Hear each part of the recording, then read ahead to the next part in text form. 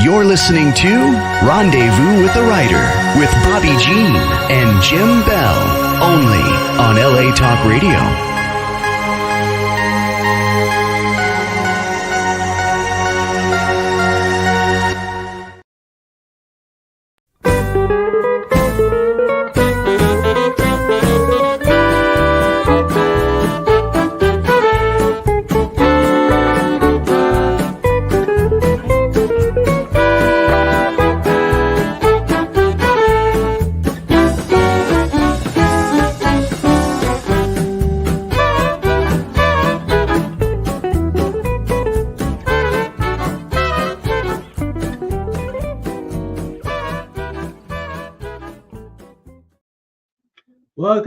Welcome to Rendezvous with the Writer, where readers and writers meet. And story is everything. We're your hosts tonight, Jim and Bobbi Bell. You've just been listening to the Hot Texas Swing Band doing their rendition of Hot Texas.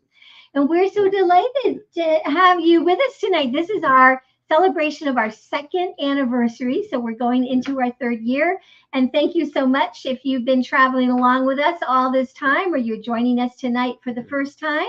We really thank you for giving us your time and your attention. Honey, who are our guests tonight? Special guests. We have Henry Park, film editor of True West Magazine. We go on the first Thursday every month. Our special guest tonight, Chris Enns. We're going to talk about her book, The Doctor Was a Woman. So, hello, everybody. Welcome, hello. Folks. Happy anniversary. Thank you. And you've been with us from the beginning, Henry. Yes, and we're coast to coast tonight. Henry, where are you? I'm in Brooklyn, New York. No one knows why. And Chris, where are you? I'm in Northern California between Lake Tahoe and Sacramento. Yeah, so we are covering the country. That we're going to start a little bit with Henry. The first Thursday of every month, Henry joins us, and he loves to just stay on for the show, so he'll be with us for the whole show. But he's going to give us a little bit of what's going on, Henry, in Western film and TV. What's happening? Well, I'll tell you, I'm happy to say that this is an all good news report. Great news for the entire film and TV industry. On Saturday night, Teamsters Local 399 reached a tentative agreement with the Alliance of Motion Picture and Television Producers, so there will be no Teamsters strike.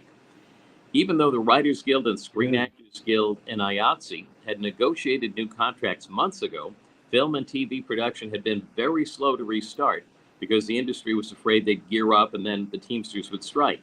But now that won't happen. Interestingly, one point the producers wouldn't budge on was the Teamsters' attempt to have a one truck, one driver rule. I had no idea that on a movie set currently, one driver can be responsible for more than one truck. I don't know how he drives them. I was last on Rendezvous on July 11th, and the next day, a Santa Fe judge dismissed with prejudice, which means it cannot be refiled, the involuntary manslaughter case against Alec Baldwin in the accidental fatal shooting of cinematographer Helena Hutchins on the set of Rust, due to prosecution misconduct over withholding bullet evidence from the defense. Actors have never been held responsible for handling of firearms on a set. It has always been the responsibility of the armorer, and Western armorers in particular have had an exemplary record of safety for over a century. Now, of course, in the Western world, for a month, the big story has been Kevin Costner's Horizon Part 1, an American saga, which received tremendously enthusiastic response at the Cannes Film Festival, but had very disappointed box office receipts, which of course puts parts 2, 3, and 4 in jeopardy. Have you folks had a chance to see it? We still haven't. You know, after you were on with us, I got bronchitis, and I laid low. We had planned to get out that very next week while it was still in the cinema, in the theaters to see it, because both you and Michael Blake, who had been the guest that same night, had one of you had already seen it, or had you both? Anyway, so you had, then, yeah, and you were, thumbs up. A good film, yeah. I remember. So we were ready to go, but we didn't get there. Chris, have you seen it? I have not, but I understand that I think it's streaming right now. I think you could Yes, go it on and find it and look at it. And I have not done it. I've been working on a couple of new books and just haven't had time for that. But I'm going to have to make time. Yeah, I think streaming will be the option. I just know that everything we knew from the photography, that this was one you just want to see on the big screen, but we do want to see it. So that's probably what we'll do. We'll stream. Yeah. And it just if anyone is looking for it, it's available on Amazon Prime, Fandango, Apple TV, and Google Play Movies for $20, which is more than I would pay to see it if I was in the movie. But that's me. But we could both be, we don't have to buy an individual ticket. However many people you can get in the room can see it, right? Well, that's true. Yeah, do it like the wrestling matches that they charge a fortune for, but you get all your friends there and a lot of barbecue to see it. Anyway, and there is some good news beyond that, is that Horizon Part 2 will premiere on September 7th at the Venice Film Festival. And Costner said in a statement, quote, "The fact that now they have decided to show Chapter 1 earlier in the day and then the world premiere of Chapter 2 that evening shows not only their belief in how the two films work together, but their support of a director's vision," unquote. Yeah. And there's a new Western from Lionsgate to look forward to. On Friday, September 6th, The Thicket opens in theaters. A young man's sister has been kidnapped by a villain known as Cutthroat Bob, played by Juliette Lewis. That's right, she's Bob. And he hires a famous bounty hunter, Reginald Jones, played by Peter Dinklage, to get her back. Now the current True West has my article on the 75th anniversary of She Wore a Yellow Ribbon, and the current Henry's Western Roundup features my write-up of the new INSP series Blue Ridge and my interview with the Night They Came Home director, Paul Volk. That's a film about the Rufus Buck gang. And yes, thank you. There's my stuff. And in case you're one of those people who have been on the fence about buying my book, The Greatest Westerns Ever Made and the People Who Made Them, also known as this, to push you over the edge, my friends at INSP TV have posted an exclusive excerpt on their blog, which is my Western career interview with the great Robert Duvall. And you can read all about this and so much more at www.henryswesternroundup.blogspot.com. Henry, we always are so delighted to have you with us. And I know that we had a little technical challenge in the beginning, but you just rose to the occasion, and it is live radio for any of you watching or listening. We don't go back and edit. It's live. So that's one of the things that's kind of fun about the show. All right. So Chris, Jim has a little something you're going to say about Chris, don't you? I do. I was looking for the article in here in the mag. Yes. You have to worry about. You're in both issues of True West, as I'm sure you know, Chris. We're looking for that one you wrote on. This Silver. one, oh, well, that's okay. So this issue of True West magazine featured an article about the book we're going to be talking about tonight, and the first book we're going to be talking about tonight, and then the most recent issue, the book we're going to talk about later tonight. And there's a fabulous article that you wrote right here in this magazine. So there's a lot in this magazine. I don't know how to keep track of. I know. So do you want to say a little something about Chris? And then we have a bio. Okay. We have a bio. Chris Enns is a New York Times best-selling author who has been writing about women of the Old West for more than 38 years. She has penned more than 50 published books on the subject. An acclaimed author, she has received multiple awards. Tonight we'll be taking an in-depth look at her recently published book, The Doctor Was a Woman, Stories of the First Female Physicians on the Frontier.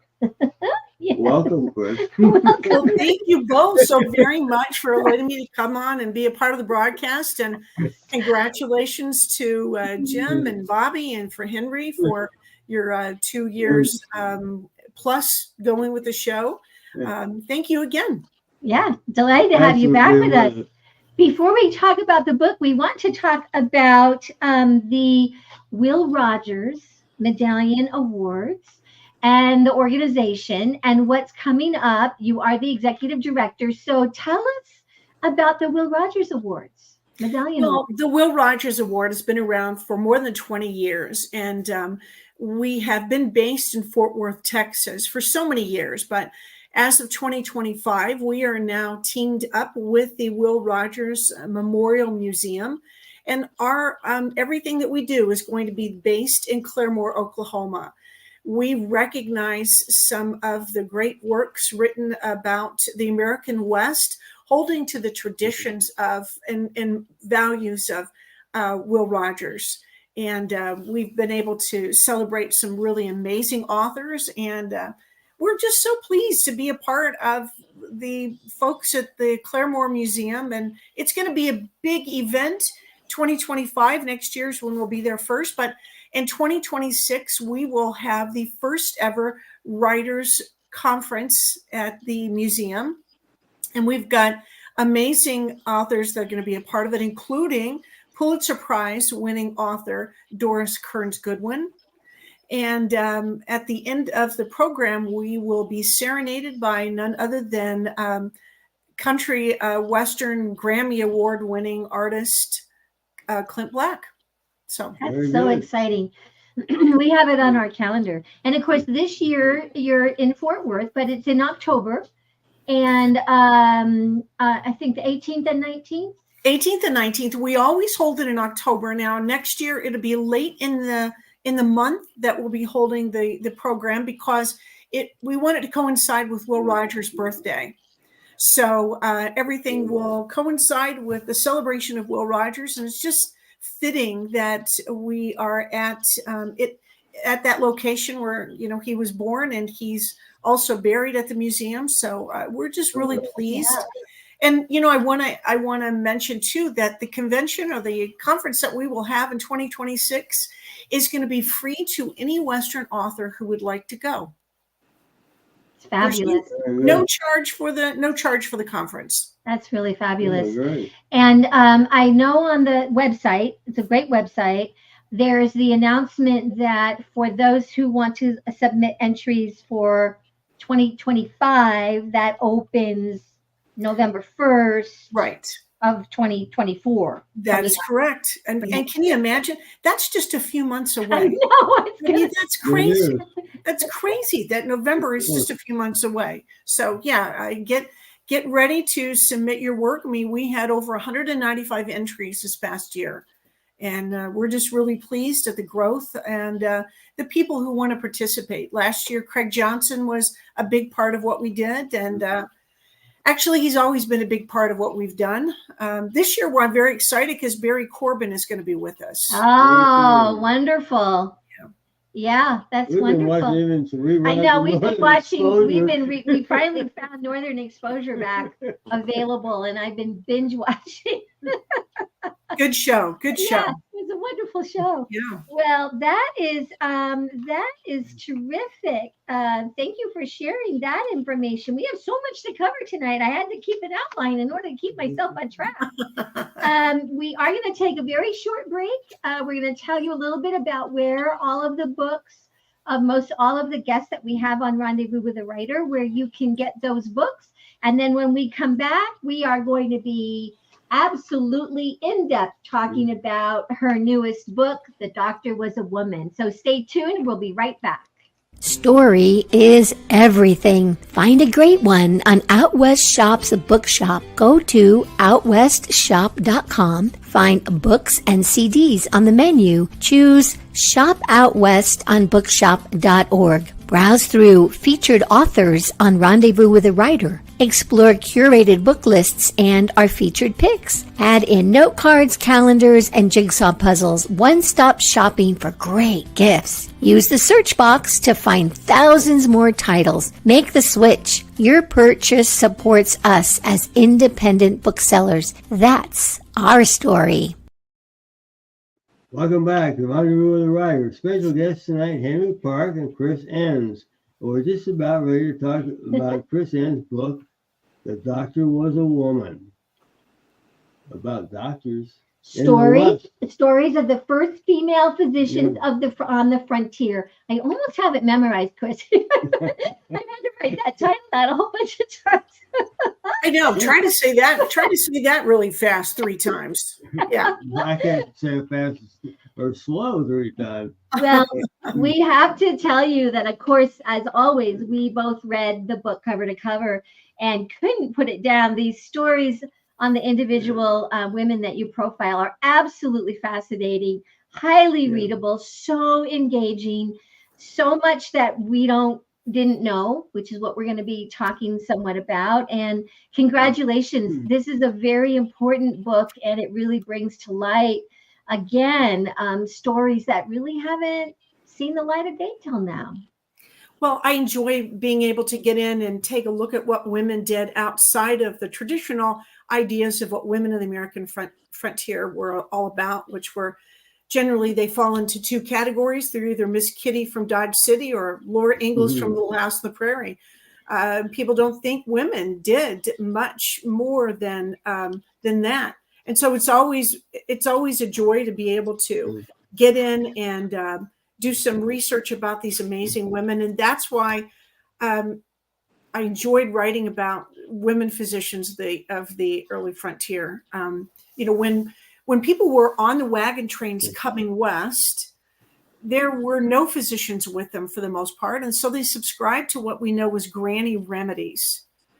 And some of those granny remedies were ridiculous. Some of them made sense, but some of them were absolutely ridiculous.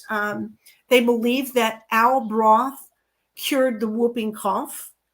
They believed that onions boiled in molasses were good as a laxative. They believed that using a salve or lard and brimstone was good for an itch. No. And some of these things, as I said, those made no sense. But the things that did make sense were using the mold from cheese to be placed on a cut or any kind of a deep wound. And that makes sense because there's some penicillin property in the mold. So that makes sense. And so the women were the ones who administered some of these granny remedies. And, as they were traveling along the frontier and the wagon trains, they were sought after to administer some of these, some of the sillier granny remedies, but also some of the ones that did definitely make sense. And so just from there, I kind of thought, well, there's got to be women who wanted to pursue medicine because they got a taste of it on the way west and liked it. And so there was got to be some that really wanted to pursue medicine, not just midwifery, but really get in there and become doctors. What were some of the, were you ready? I was just going to say, these women doctors met a lot of resistance. Yeah, I was thinking, I was starting to hold up your book because we have this picture of obviously a university type of setting, and we're teaching medicine, and I don't see any guys in there at all. So this must have been the only school that allowed women in. Well, there were a couple of women's schools in the Pennsylvania area. But there was one in Ohio too that was just for women. And it was important that women had their own schools to go to. They tried to get into schools that were that had men, such as Harvard in 1850. Some of the women started tried to apply and did get in. A couple of them did get into Harvard to study medicine. But the men were absolutely outraged and said that any woman who deemed themselves so unfeminine as to pursue such a career, that they needed to have a curtain to separate them from any of the women, so they wouldn't be tempted to even look over at these vile human beings. The obstacles, and there was some challenges. Well, all the challenges were unfamiliar to us, but even that women couldn't purchase. There were certain supplies and medicines and things that they were not, I think, allowed to have. Is that right? Well, that's correct. I mean, the women who were studying medicine in the East, if there wasn't any way that you were really going to have a successful practice in the East, and that was just because you're a woman. So that just they had different morals. Then that's what made the West so wonderful. You could go west of the Mississippi and you could be who you wanted to be. It would be a struggle. Certainly for these female physicians, it was a struggle, but you could go west.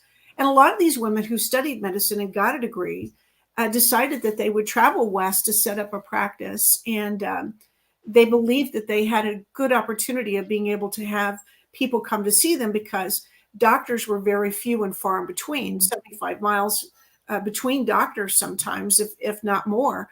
And so these women thought they had a chance. But indeed, when they got west, they found out that they had major obstacles of going to go through. And one of those hurdles were they were not allowed to purchase any medical supplies. So they had to be very creative about what they used to set a bone. And they also had to be their own pharmacist. So they weren't going to be able to get anybody to sell them any cough medicine or anything of that nature. And so they really had to be quite adept at being an all-around physician. Mm-hmm. Mm-hmm. Did you have a question? It sounded like you had a question. Wait a second.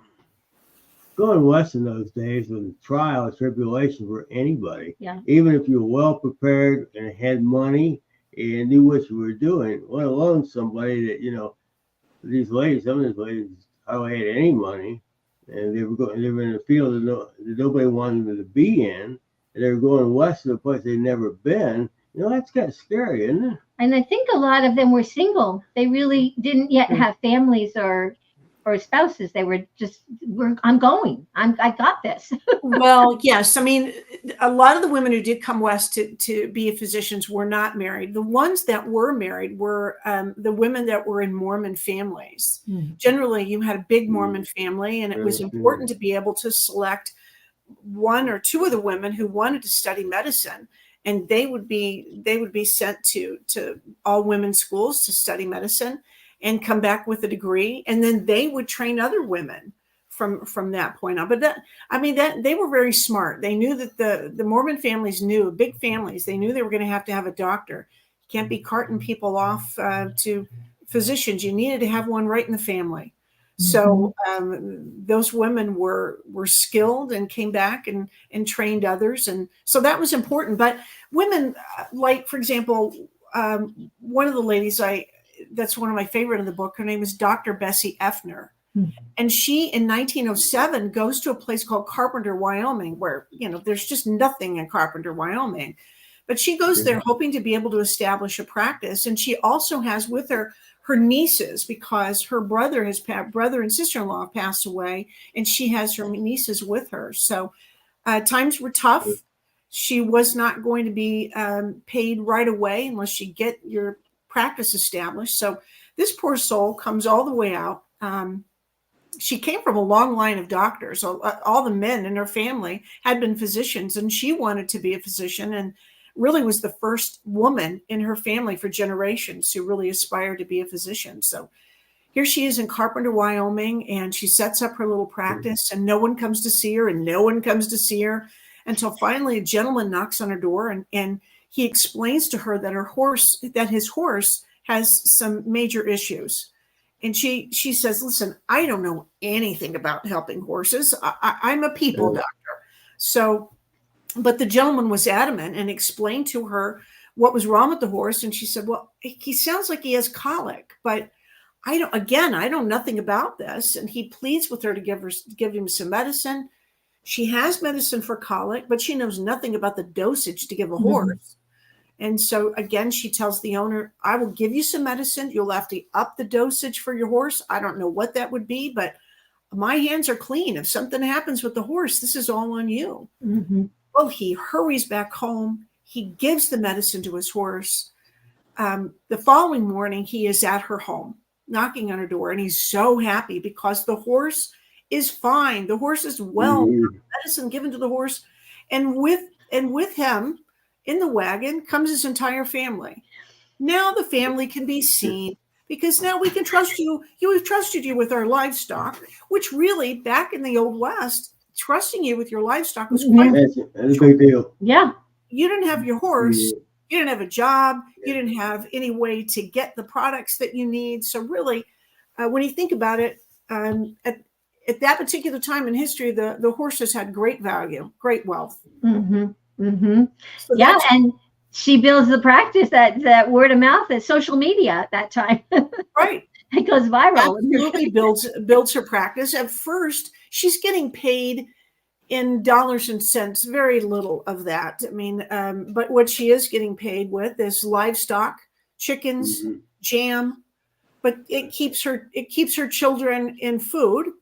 And little by little, her practice grows. But I just, I thought that she was just amazing because she was determined.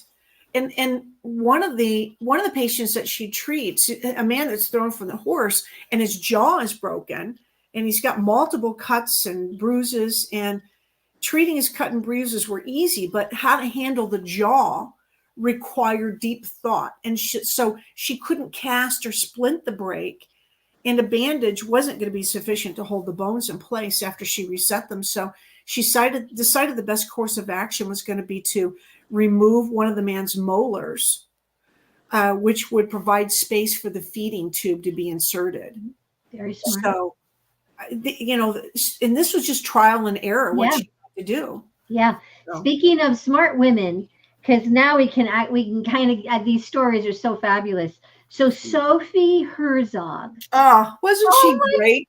Gosh, tell us about Sophie Herzog. Oh my gosh. Sophie and her husband were doctors in Austria, and they finally moved to New York in the late 1860s. And as I said, you could be a midwife in the East, but she wanted to be more than that. And it wasn't until after her husband, who was a very well-respected physician, it wasn't until after he passed away that she decided, I'm going to go to one of these medical schools that were just for women, and I'm going to become a physician. She does so. She has lots of children.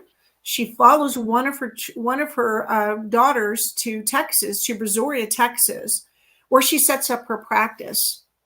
And what makes Sophie so unique is that she revolutionized the way gunshot wound victims were treated.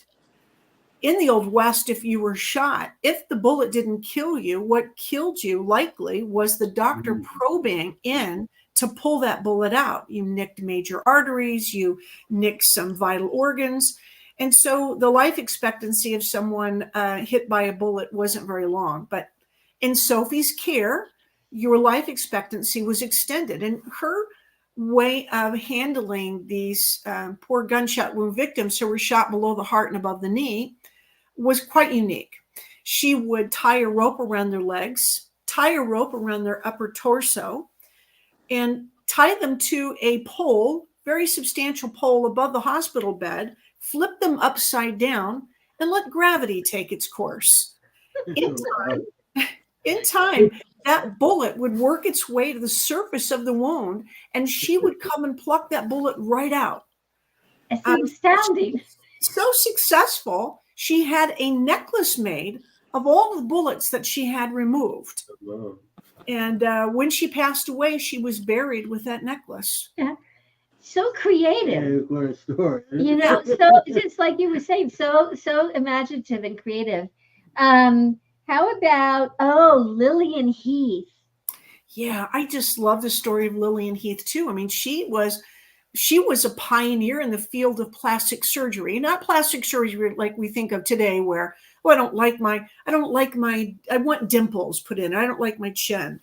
Lillian Heath lived in Rawlins, Wyoming, and she treated a gentleman by the name of George Webb. Rawlins, Wyoming was a railroad town. You had lots of railroad workers working there. And one particular gentleman, George Webb, was quite depressed with his life and his situation. And he decided he didn't want to live any longer. And he put his shotgun underneath his chin and fired. Now, it didn't kill him, but it did split his face apart. And Lillian Heath, Dr. Heath, was working with another physician, apprenticing at the time, a male physician, which was rare. But she was apprenticing with this male physician, and it was with this male physician that she helps George undergo 17 surgeries to put his face back together. And he was very grateful to Dr. Keith for that, because he goes on to find a will to live afterwards, and he gets married and has children, and he's forever in debt to Dr. Keith. But 17 surgeries at a time in history in the late 1890s where there was no anesthesia that we think of today. There was no way that you were going to get any real pain medicine to help you get through to the next surgery. But she did put him back together. One of my favorite aspects of this book is after readers get done going through these stories about these amazing women, you'll happen on to their medical papers. Dr. Lillian Heath wrote about doing these surgeries. And so that is a part of this book. After you finish reading about Dr. Heath, you can read about doing the plastic surgery. And also with Dr. Sophie Herzog, her paper is about removing bullets. So the good thing about the book, The Doctor Was a Woman, was not just is it entertaining reading, but now you can go home and perform your own surgeries. You have the mind to. Well, and there are some of those, as you say, afterwards, some of them have remedies. They share also remedies. The influenza, the terrible time with influenza, and you read what the recommendation is, and you kind of go like, okay, COVID, this is mask, and you know, a lot of the same things. So many similarities. How did you find? You're such an amazing researcher, Chris. You just, you get this idea and you just go out there and you unearth just wonderful, wonderful stories. How did you go about finding these women and then finding enough research about them to be able to write about them? Well, I start by going through old newspapers. And then when I happened onto some of these women and think that there's enough about them to pursue the story, I traveled to where these women were. So I went to Brazoria, Texas, to spend some time there and to learn about Dr. Herzog. And the museum there is so wonderful. And one of the women that was the director there for a while, she is in her late 80s, early 90s. And she said, I always hope to be able to write about Dr. Sophie, but I don't think I'm going to be able to do that. So here is some primary source material. Help yourself. And so I love primary source material. I don't like to have my history, filtered through anybody else's thoughts. I want to put my hand on that actual material. And that was what's so great about Bessie Effner's material too. Her husband, eventually she marries, and her husband compiles a lot of the information about Dr. Effner. And so it's that material that I gleaned to be able to write about her. But I mean, that's what's so great about history. Getting your hand inside history, holding on to it. Mm-hmm. One of the women that you talked about when you mentioned about Mormon families early on, Emma French. What a fascinating history this gal has. Right. Emma French. Of course, it's a Mormon family, so you may not be the first in line to be married to a particular gentleman, and she certainly wasn't. And she was married to a gentleman who was had a hand in the Mountain Meadow massacre, and is eventually executed for his part in it. And at that particular point, she decides that she doesn't necessarily want to be a part of this big group there in the Utah area. And so she goes to the Winslow, Arizona area to become a railroad surgeon. But what we don't know about, a little known fact about the Winslow, Arizona area is how many Mormon families were there. And so she was really quite at home there, but a railroad surgeon nonetheless. A lot of these women, like Mrs. French, was not, if you weren't able to find a place to establish your practice, what you could do was become railroad surgeons. No one really wanted that job. You would have to go up and down the line to help the gentlemen who were injured, laying tracks, surveying the land. And you went up and down the line, not necessarily in a really nice steam engine. No. You had to use one of those carts where you pumped to get to your A hand cart. A hand cart. But they could get there. You had a couple of situations and they could get there pretty fast. They could get there faster. I think in one case, maybe a couple young men came on and helped, but she had to get there very, fast, and it was very direct, and she did. She got there in the amount of time that was necessary. I don't remember what situation it was, but we see scenes in movies and things. Henry, about being on that, on the track, and never thinking about, oh yeah, it gets you somewhere pretty quick. Right. Well, I mean, that was Dr. Sophie. Sophie had two gentlemen come and get her in the middle of the night, and they helped her get, do the hand cart and get there quickly. But she could have done it on her own. She was a railroad surgeon too for over 25 years. Yeah. Not only were these women tough characters, but they were tough in physical strength as well. I mean, these women would have to ford rivers to get to patients. These women would have to be on the back of a horse, or some of them rode bicycles to get to their patients. I mean, these were tough women in so many ways. Yeah. Dr. Harriet Belcher, who was a Santa Barbara doctor in 1882, she was from New Jersey, but she was in Santa Barbara, and she would be on these buggies going over rock and dusty riverbeds that didn't have anything flowing through it, and just would have to go through an awful lot of trauma to get to who she was going to help. Yeah. And she was, all of these women in the book were really pioneers in different fields. I mean, Dr. Belcher, she did her first work was in treating women with breast cancer. And I mean, that was something that was unheard of at that particular time. But she was really quite effective at her trade.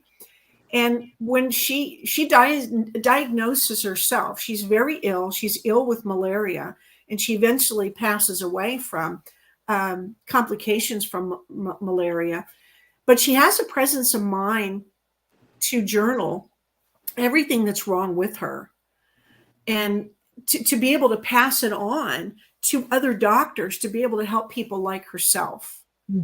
She doesn't just say, this is it, forget about it, I'm just going to sit here. I'm in Santa Barbara, the ocean's very close, I'll just sit here and just live my life like that. That's not what she did.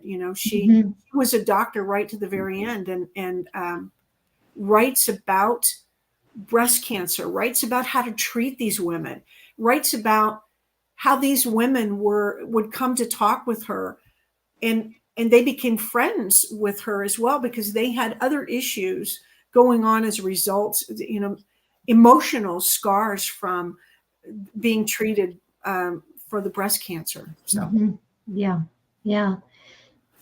Henry, do you have a question? Yeah, Henry, do you have anything you want to ask or share? I was curious now.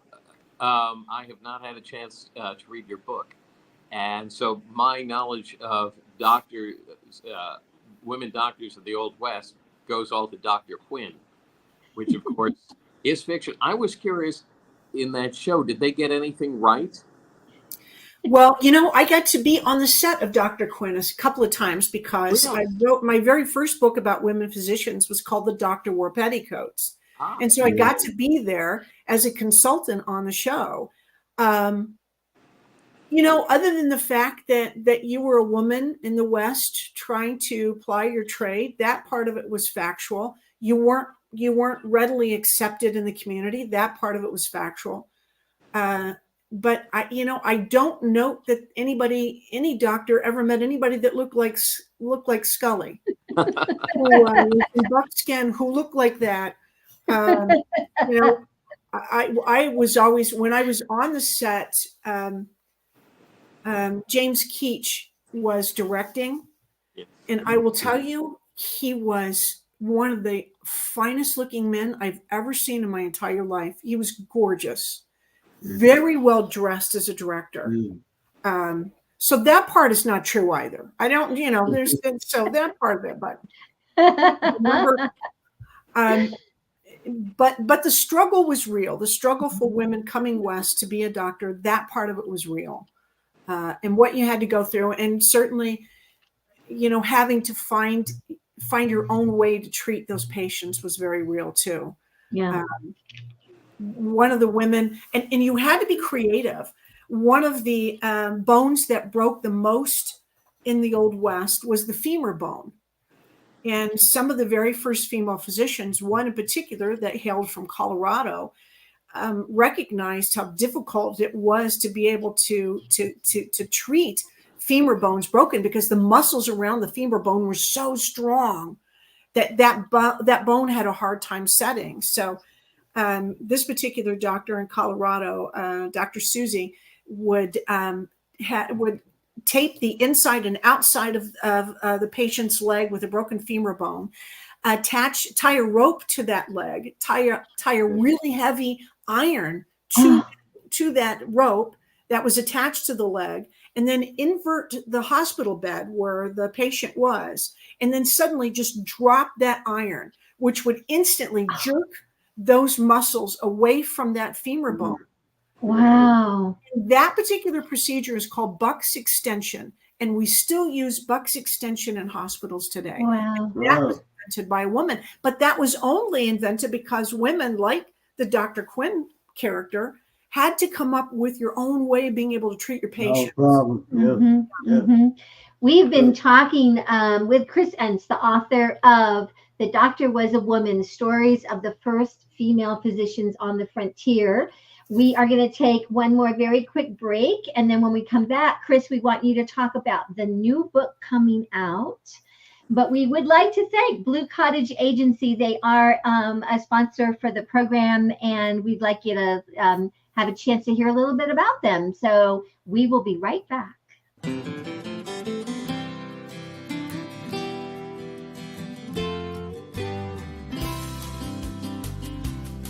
Rendezvous with a Writer is sponsored by Blue Cottage Agency and Clicks by Madison, your author publicity and book marketing team. Experienced, trusted, effective. Contact them today at bluecottageagency.com.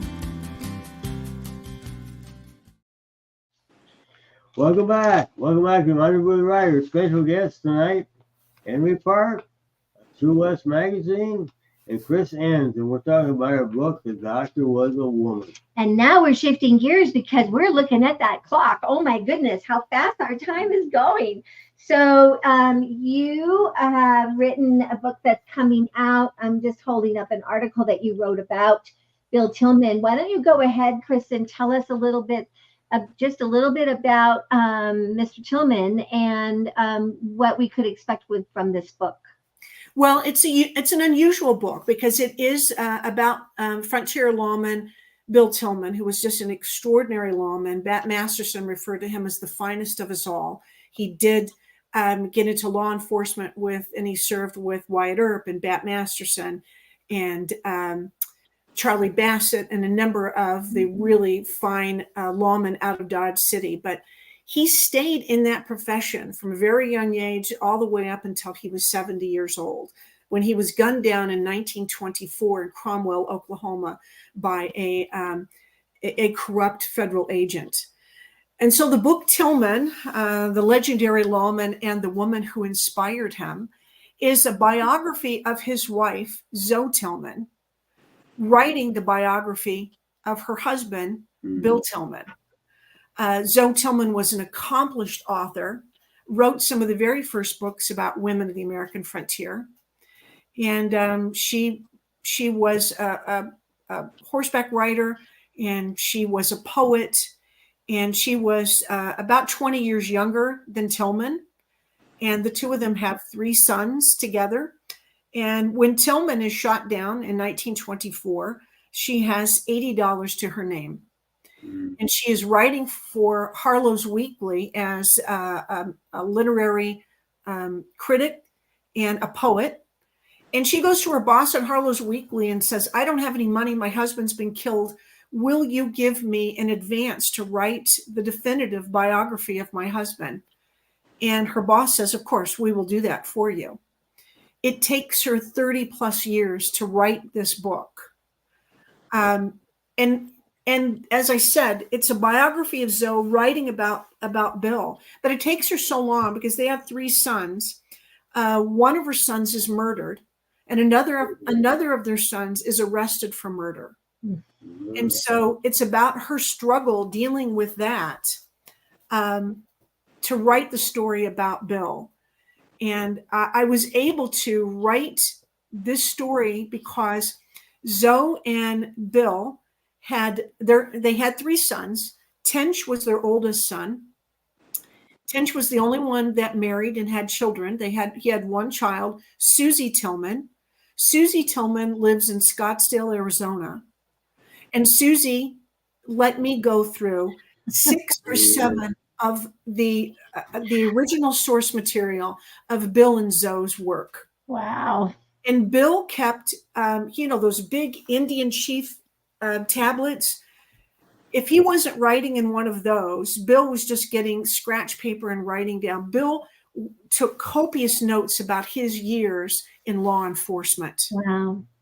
So being able to go through all of that and to read firsthand accounts of what he says happened when he arrested Bill Doolin. Wow. Fascinating. It'd be fascinating. Fascinating. Yeah. And when is this going to be available? It comes out in October. It comes out October 1. And I'm very excited about this one. The launch is going to be at the Scottsdale Western History Museum, and the Tillman family will be there. Wow. Wonderful, Chris. Good. That's wonderful. So, Chris, how can people find you and follow you? Where do they go? You can go to my website. It's chrisenss.com. That's ChrisEnss.com. You can get the books there. You can visit my website and take a look at the book trailers. I do a moment in history, little snippets called A Moment in History. You can find those on my YouTube channel as well, where I talk about these amazing women in history. Yeah. And you can get the book on Amazon and at Barnes & Noble. And, lots of books about women. Yeah, absolutely. And Henry, where can people follow you? Oh, well, of course, I'm in True West magazine every issue.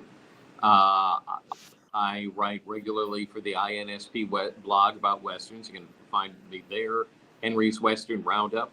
And as a matter of fact, the best place to get in touch with me is through the Henry's Western Roundup Facebook page. And of course, they can always run out and get them. Jim, you have, I think we might have time for one. We do have time for a quote. Just one, yeah. yes. And this one's from the book, from one of our doctors, Bessie, and she says, as I now look back on those years of my practice on the frontier and recall to my mind the physical hardships, the professional handicaps, the hazardous drives, the long, tedious vigils, the crowded homesteader's shack, and the meager financial awards that I received, I wonder now how I had the courage to go on. But I survived, and so did my patients, in spite of all these hardships and disadvantages. All which proves, again, that man by nature is a pretty tough creature. All right. We really enjoyed being with both of you tonight. Thank you so much for giving us your time. Really. Thank you, and happy anniversary again. Thank you. Next week, Howard Kaplan joins us. He's based in the Los Angeles area. His newest book is The Syrian Sunset. This is a political thriller, so ripped from the headlines, and I know he's very eager to join us next week. Jim, do you have a last minute comment? As always, it's always a great day out west. Thanks writing so much. Keep writing, and we'll keep reading, and we'll see you next week. Thanks so much for being with us. Thank you. Bye-bye.